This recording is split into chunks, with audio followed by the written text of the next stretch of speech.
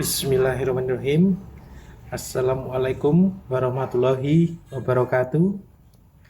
Yang terhormat Bapak Moris Muhammad Rizal SHMH selaku dosen filsafat hukum. Kali ini saya ingin mempresentasikan tentang hukum, teknologi, dan etika di era digital. Perkenalkan, nama saya Edvantoro, Prodi Hukum, kuliahnya di Universitas Muhammadiyah Cyber atau bisa disingkat Cybermu dengan NIM 2024 0600229. Saat ini pukul 7 malam. Bismillahirrahmanirrahim. Nah, ini hukum, teknologi, dan etika di era digital. Saya mempresentasikan ini karena temanya ini sangat penting. Karena kehidupan manusia saat ini di abad 21 tentunya ini sudah menggunakan teknologi semuanya. Hampir seluruh aktivitas mulai dari komunikasi, pendidikan, online, Zoom, ya kan, bisnis, hingga pelayanan publik telah manfaatkan teknologi digital. Namun di balik berbagai kemudahan tersebut muncul pula berbagai persoalan hukum dan etika yang perlu perhatian serius dari berbagai instansi. Dan kita juga harus memperhatikan etikanya. Latar belakang perkembangan teknologi digital telah membawa perubahan yang sangat besar dalam kehidupan masyarakat saat ini. Hampir semua orang menggunakan internet. Kita nggak ada yang nggak pakai internet zaman sekarang ya. 2026 ini semuanya pakai internet. Dan telepon pintar untuk berkomunikasi, bekerja, bisa belajar maupun melakukan transaksi. Bisa m-banking, ya kan? Kalau dulu cuma transfer, sekarang bisa m-banking. Hitungan detik sudah masuk ke rekening.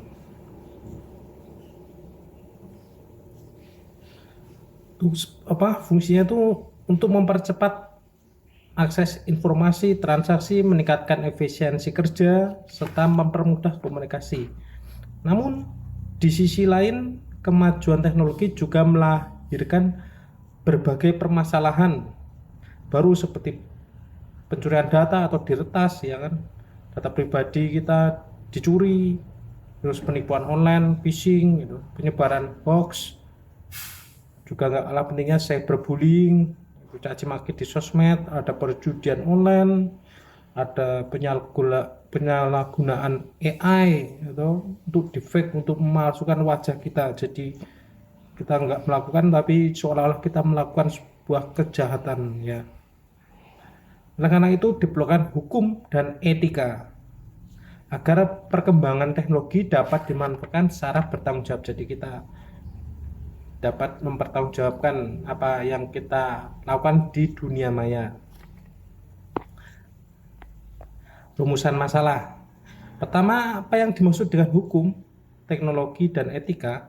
Kedua, bagaimana hubungan antara hukum, teknologi, dan etika? Ketiga, bagaimana teori hukum memandang perkembangan teknologi? Keempat, bagaimana pengaturan hukum teknologi di Indonesia? Kelima, apa saja tantangan hukum dan etika di era digital saat ini? Keenam, bagaimana solusi? Yang penting itu solusinya ya. Banyak masalah tapi harus tahu solusinya dalam menghadapi tantangan tersebut ya. Pelan-pelan kita bahas satu persatu ya.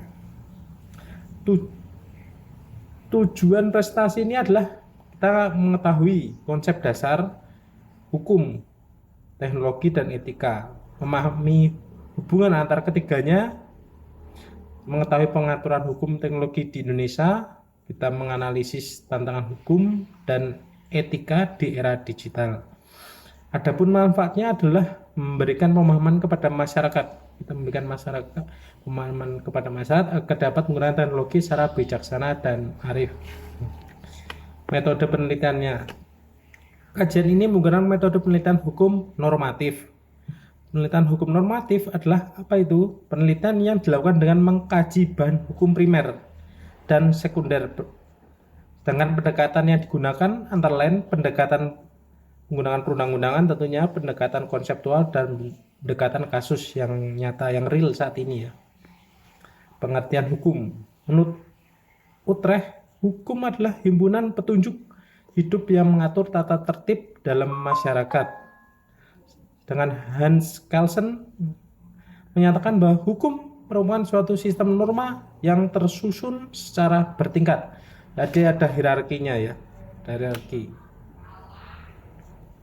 Sedangkan Sajipto Raharjo berpendapat bahwa hukum merupakan sarana untuk mewujudkan ketertiban dan keadilan.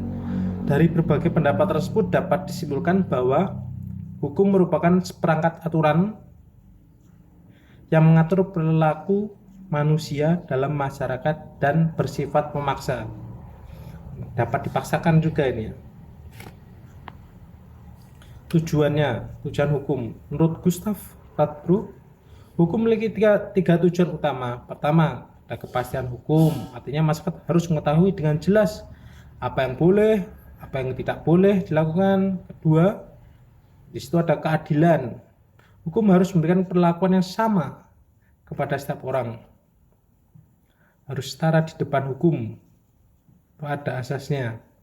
Ketiga, kemanfaatan. Hukum harus memberikan manfaat sebesar-besarnya bagi masyarakat. Ketiga tujuan tersebut harus berjalan secara seimbang dan beriringan. Fungsi, kita menjalankan fungsi hukum. Fungsinya apa itu? Hukum memiliki beberapa fungsi. Pertama, sebagai alat pengendalian sosial. Kedua, sebagai alat rekayasa sosial atau social engineering. Ketiga, sebagai sarana penyelesaian sengketa. Keempat, sebagai sarana perlindungan hak masyarakat. Dalam konteks teknologi, hukum berfungsi mengatur aktivitas digital agar tidak merugikan pihak lain.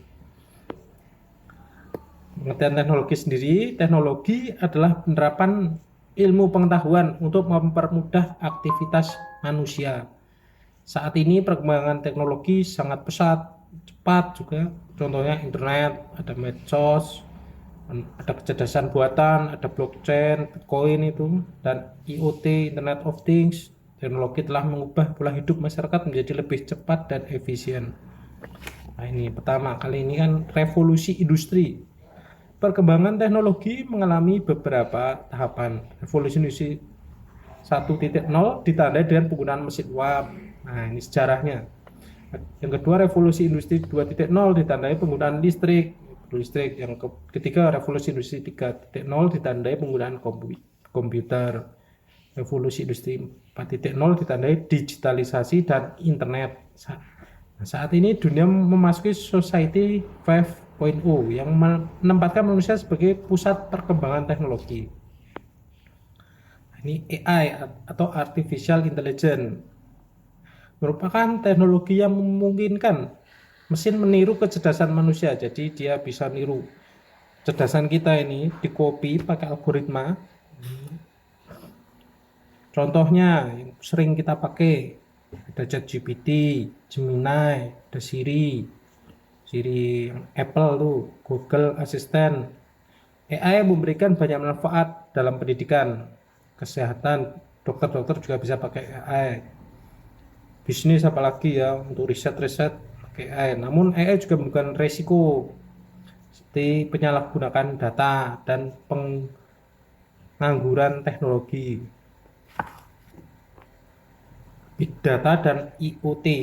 Big Data adalah kumpulan data dalam jumlah sangat besar yang dapat dianalisis untuk menghasilkan informasi. Sedangkan Internet of Things merupakan konsep menghubungkan berbagai perangkat. Jadi dihubungkan perangkat-perangkat melalui internet. Contoh smart home, smart city, smart home pakai HP bisa untuk nyalain remote TV, remote AC ya. udah smart home, kunci pintu aja pakai internet. Waduh, teknologi ini meningkatkan efisiensi namun juga menimbulkan tantangan keamanan cyber ya, karena bisa diretas, bisa dihack juga itu. Etika berasal dari bahasa Yunani dengan kata ethos yang berarti kebiasaan. Menurut K. Bertens, etika adalah ilmu mengenai baik dan buruk. Etika berfungsi sebagai pedoman moral dalam bertindak. Tidak semua tindakan yang tidak etis itu melanggar hukum. Namun etika tak penting dalam kehidupan masyarakat. Ini penting ini ya, etika. Walaupun tidak melanggar hukum, tapi manusia harus punya etika. Teori etika. Terdapat beberapa teori etika. Pertama, deontologi dari Immanuel Kant. Teori ini menekankan kewajiban moral. Kedua, utilitarianisme dari Jeremy Bentham. Teori ini menilai tindakan berdasarkan manfaat terbesar bagi masyarakat. Yang nomor tiga, yaitu etik dari Aristoteles, terkenal sekali ini, yang menekankan pembentukan karakter. Ada etika digital. Dalam era digital saat ini masyarakat harus memiliki etika digital.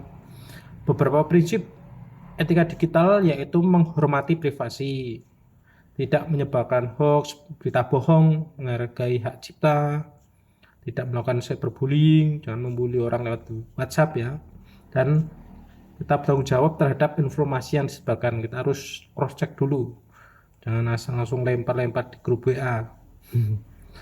Hubungan hukum, teknologi, dan etika. Nah, tiga ini, hukum, teknologi, dan etika, saling berkaitan satu sama lain. Teknologi berkembang sangat cepat sekali. Hukum mengatur penggunaan teknologi, sedangkan etika menjadi pedoman moral yang membuat itu AI-nya itu. Tanpa hukum, teknologi dapat disalahgunakan. Tanpa etika, teknologi dapat menghilangkan nilai kemanusiaan. Iya, dia harus diatur ya. Teori hukum. Hans Kelsen menjelaskan bahwa norma hukum tersusun secara hierarkis.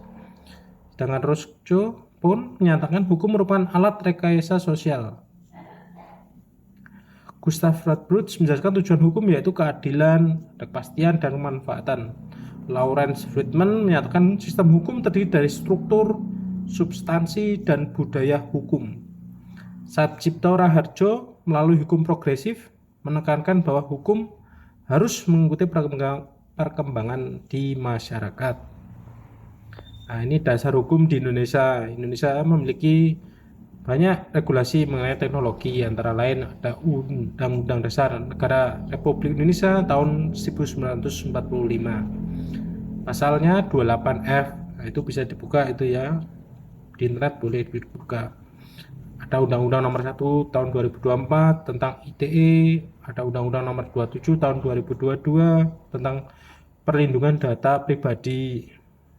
Di situ ada Undang-Undang Nomor 28 tahun 2014 tentang hak cipta. Regulasi tersebut bertujuan memberikan perlindungan hukum kepada masyarakat dan kepada kita juga ini. Nah, ada cybercrime, hoax, dan cyberbullying. Kejahatan cyber merupakan salah satu tantangan terbesar era digital saat ini. Contohnya ada hacking, ada phishing, ada carding, dan ransomware, dan virus nih. Selain itu, penyebaran hoax juga dapat menimbulkan keresahan sosial. Selain cyberbullying juga dapat menyebabkan gangguan psikologis yang serius. Karena itu diperlukan penegakan hukum dan peningkatan literasi digital. Masyarakat harus ditingkatkan literasinya, literasi digital. Ini ada studi kasus kebocoran data. Indonesia pernah mengalami beberapa kasus bocor data.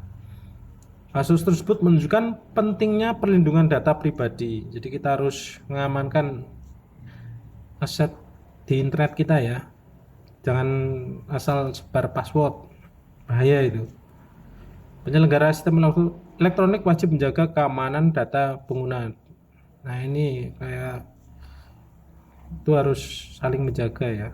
Jangan sampai ada bocor-bocor.